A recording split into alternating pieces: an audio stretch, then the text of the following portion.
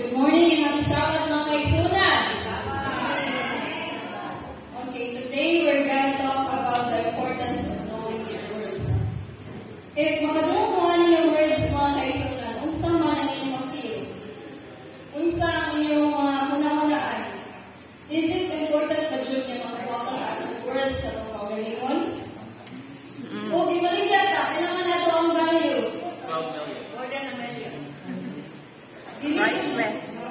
We are priceless. Hindi mapalit o kwarta ang atong kinabuhi. Amen. Pero also man siya naman ang word. Ato yung bukan sa uyan na situation. Ato yung pagkarilig yung mga o halimbawa, ay uyaw. Ano yung uyaw, hindi ka nain, nasakpan mo, nailain niya. Hindi mo ipasaylo, kaya ginigit mo ka. Kaso hindi mo tayo yung word, anak. Lingon-lingon ka na. Sige lang ko, wala na siya lain. Kinibog mo mo niya. Lingon tayo na. Diba, dili. Pero pag wala tayo respeto o discipline sa iyong kabulinan. Kaya subok mo tayo na ulit. So, what is siya? Okay. This message mga kaibigan is for everyone, especially to those broken people.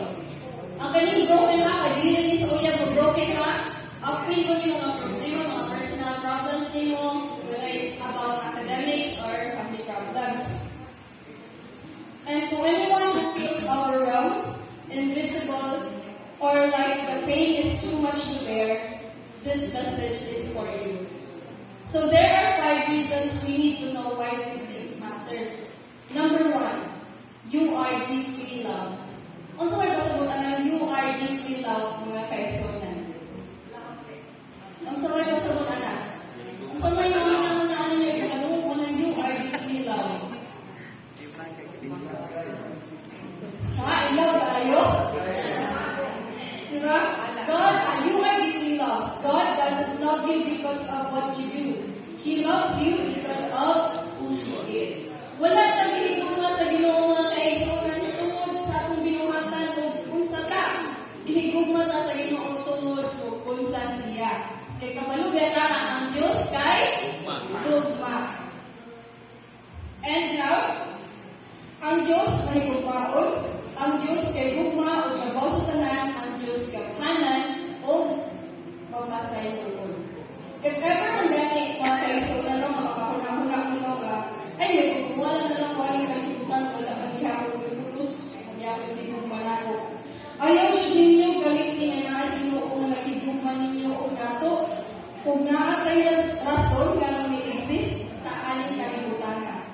God has a purpose and plans for you. Maunang ipakataw kita diri sa kalimutan. 1 John 3 verse 1 says, you are not an accident or afterthought. You are cherished. Unsa man yung mga una-una na verse mga kaisonan. You are not an accident. Diba? You are not an accident. You are cherished. Na-exist ka ang kalibutan din nila tungkol sa gugma sa iyong parents. But tungkol sa gugma sa Ginoo.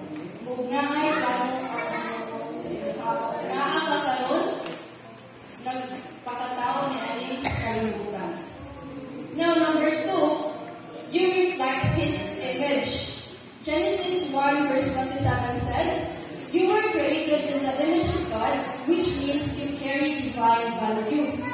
Nindot kayo kuminaw na dihira ang kamasinina na pagkao na ay value ang kaisunan, pati ang atong kalang ang ay value. Pilang values itong kalang? Priceless. Dili dyan makalit o kwarta ang atong kalang ang kaisunan. Only God can afford our souls to do. From the word you reflect His image, napasabot niya ang image na Ginoo reflect ko na to. Talking about insecurities. Kanang mga butang sa imong kaugalingon na imong ikaulaw. Kanang mga butang sa imong kaugalingon na imong ikautaguan sa dali maulaw ka. Remember, we reflect God's image. Di mo kiulaw-ulaw na imong mga insecurities while God cherish as ang imong mga experience. Proud tayo ang Ginoo na nakakaana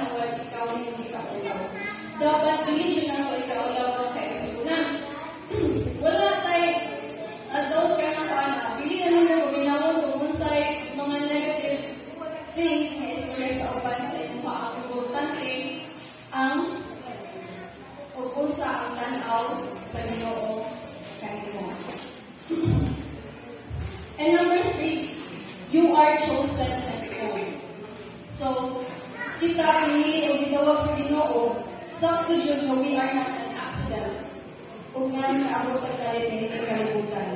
Kung nga kami mo mga kaigsuran niya, gusto mo taong gabi, o yung mga tao kumangka, ano na ako na-list kalibutan? Kanaon yan ka, just answer them simply kaigsuran. Ayaw mo ka-offend, ayaw mo kalain. Answer them simply na tao ko ito sa buwan sa Ginoo. Diba? Wala na tayo, wala na dapat kung sa istorya sa mga tao na ito. Importante, kailangan ka, nakauban ng Ginoo, kung wala tayo buhat ng mga dautan na binokata. 1 Peter 2 verse 9 says, you are not just loved, you are wanted, and God sees you as His own, with a purpose and a place in His kingdom. So, ang Bible ganingon nga, dili lang nagiguma ka sa Ginoo, you are wanted. Dili wanted na karang wanted ang gusto ko na. Gusto ka sa Ginoo, iya ang pipili nga iya ang imong anak o iya ang imong katawhan niya kalibutan. Iya kang i-claim as iyang anak o nga kay purpose sa imong kinabuhi. And number 4, it guards your heart. When you know your worth in God, you stop chasing validation from the world. You live from a place of confidence, not fear, and you make choices that honors your value. So, kung kita na makahibalo or makarealize sa atong worth iha sa Ginoo, musta mo ta og sigig pangita o validation sa kalibutan o sa mga tao. Dili na ta mag-depend kung sa isulti sa uban ako. Mahimo na ta independent when we are confident in God. Grabe no? Knowing your value makes us confident mga kaisunan. Kung sa una magulaw-ulang ka sa mga tao, mayroon ka nga, ay dili na ko kay dili mo ko palingan ninyo good, ani. Once di mo ma-realize na adi value na ako'y worth, makaingon ka nga, uy, power mo sa ko, naman sa pagbilig sa mata sa Ginoo. Power mo sila nga mag-ulaw-ulaw ako na we are loved equally man. Walay palagi ka na to. And last but not the least, number 5, you will serve purpose. You were made intentionally. Ephesians 2:7 says, for we are God's handiworks, created in Jesus Christ to do good works, which God prepared in advance for us to do. We have a purpose today, mga kaisunan, o ganun na atalay kami. Gibuhat ka sa Ginoo para mabuhi din kalibutan kung buhat o mga maayong butang, kung magkinabuhi, kung magalakaw, diha sa iyang ilan. Knowing your worth empowers you to walk boldly in your calling. You are here for a reason, even if you can't see it. Even though sometimes makafeel ka, wala tayong worth, wala yung mahal na to, it's okay to feel that sometimes. Pero ayaw siya kalimti na bisan sa usang panahon, ang Ginoo nagpadayon yun o higugman mo. Bisan usahay, hindi mo ma-feel o makita, kanya ang panandaan na naghihawa ka, na nagpabilit ng buhi karon, nagpabilit o nagpamatuod na ikaw ang higugman sa inyo. God loves you, and you have a purpose, and God has a plans for you. Jeremiah 29 verse 11 says, for I know the plans I have for you, declares the Lord, plans to prosper you and not to harm you, plans to give you hope and a future. You are not alone, you are not forgotten, and you are not unloved. Even in your darkest hour, when the silence feels deafening and the weight is unbearable, God sees you and He hears you and He calls you worthy. Bisan sa mga panahon, mga kaigsunan, madawang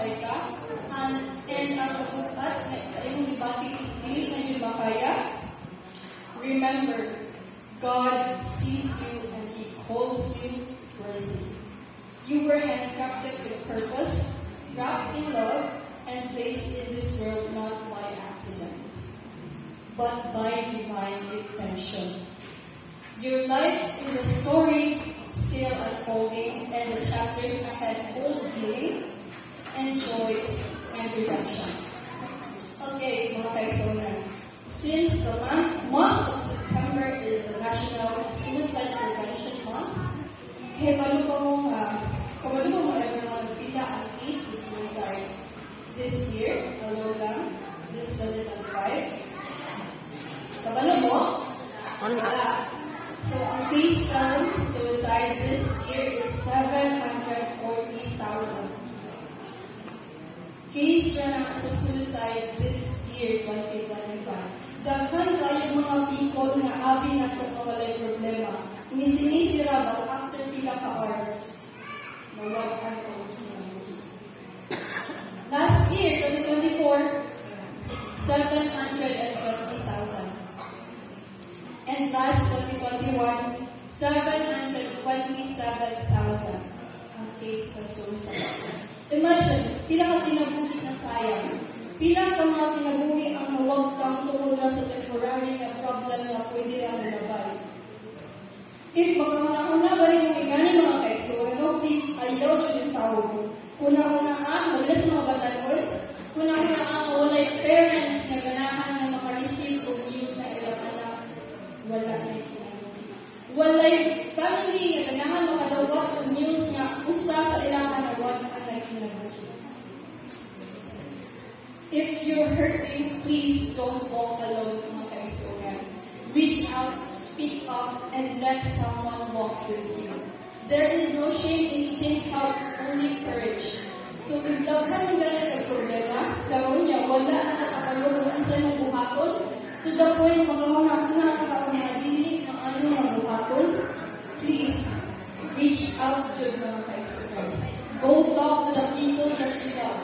Talk to your mother, to your father, to your lolo, to your lola, even your siblings or to your cousins. Okay? Naan na sila kasurround nyo with a purpose sa iyong kinabuhi. Wala siya'y angay ikaulaw ng may kabaw kaisunan. Pagkahiay ang gusto kawaling mo ang din ang ikaulaw ng may kabaw. And I encourage everyone to always check your loved ones kay hindi pasabot na happy na ito kaya sinisi sila, what na sila ay problema. Mostly rabas sa mga tao na ikunit ng suicide, inagipay-lipay kauban nilang family and friends, but after 4 hours, ikunit sila ng suicide, which is really a good mahalo. Remember na na-adjudate purpose na nag-exist sa ating pinagana. Remember na ginigugma ka sa iyong pamilya, sa iyong parents, and even God. And if you ever felt like giving up, let this be the reminder, mga kaibigan. You are worth staying, you are worth living, and you are worth loving. So walk boldly, love deeply, and never forget that you matter, you are loved, and you are His. Happy Sabbath and God bless you.